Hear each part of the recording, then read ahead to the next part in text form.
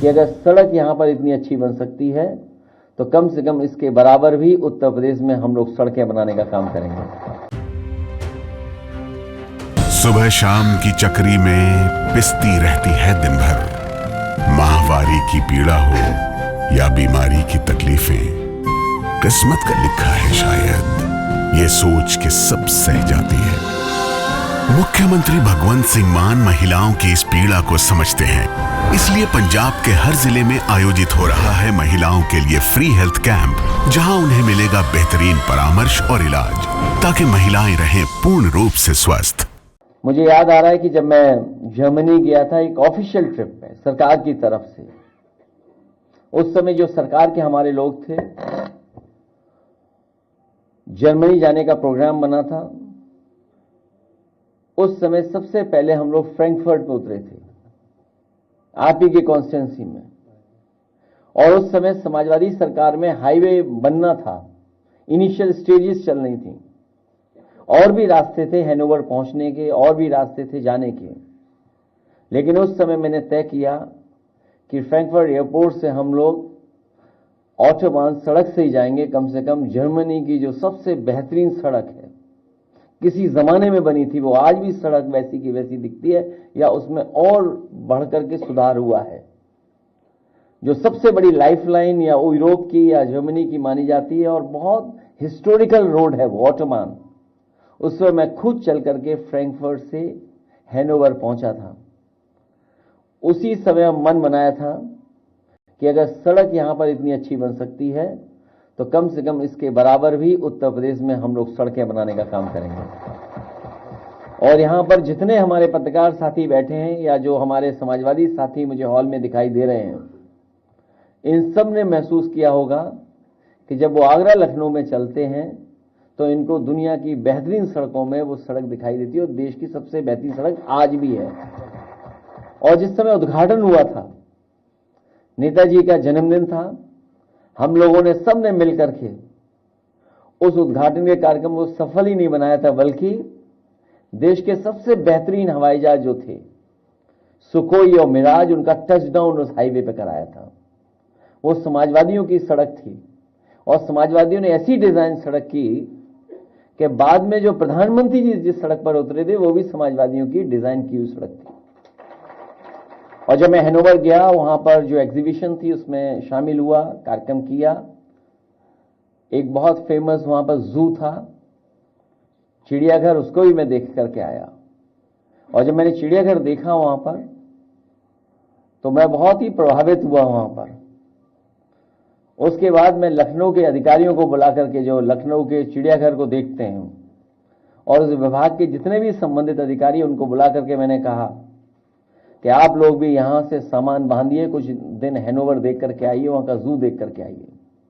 वो अधिकारी जू देख करके आए थे। उसके बाद आपके लखनऊ के चिड़ियाघर को कुछ सुधारा था उन्होंने। जितना समाजवादियों ने सुधारा उतना ही सुधरा है, उसके बाद कोई सुधार उसमें अभी तक नहीं हुआ है। उसके बाद मुझे, क्योंकि मुगल म्यूजियम बनाना था, यूरोप के बहुत बेहतरीन आर्किटेक्ट डेविड चिपरफील्ड, वो बर्लिन में रहते थे, उनकी ऑफिस बर्लिन में थी। हमारे एक साथी से परिचय हुआ, हम लोग उनके पास गए और उनका प्रेजेंटेशन देखा मुगल म्यूजियम को लेकर के, और वो काम आगे बढ़ाया समाजवादी सरकार में हम लोगों ने। यहां पर बहुत सारे साथियों को पता होगा कि देश का सबसे बेहतरीन म्यूजियम आगरा में बनने जा रहा था। उसका सिविल वर्क पूरा हो गया, जितना कुछ सिविल वर्क होना था पूरा हो गया। लेकिन जैसे ही सरकार गई, वो भी काम वैसा ही का वैसा अधूरा पड़ा हुआ है। मैं वहां पर एक बार गया था अचानक उस म्यूजियम को देखने, तो मैंने उनसे पूछा कि ये जो एसी नहीं लगे हैं, ये एसी कब लग जाएंगे? उसने कहा कि ये तो एसी खुले ही नहीं, इनकी वारंटी अपने आप खत्म हो गई है। तो वो जर्मनी के, और बाद में कुछ वर्षों के बाद, पिछले वर्ष 24 से पहले, डेविड चिपरफील्ड जो बहुत बड़े आर्किटेक्ट थे, यूरोप का सबसे बड़ा अवार्ड मिला था। इन बातों को मैं इसलिए बता रहा हूं कि जब बाहर हम लोग जाते हैं तो बहुत कुछ सीखने को मिलता है कि दुनिया कहां पहुंच गई है और हम कहां उलझे हुए हैं।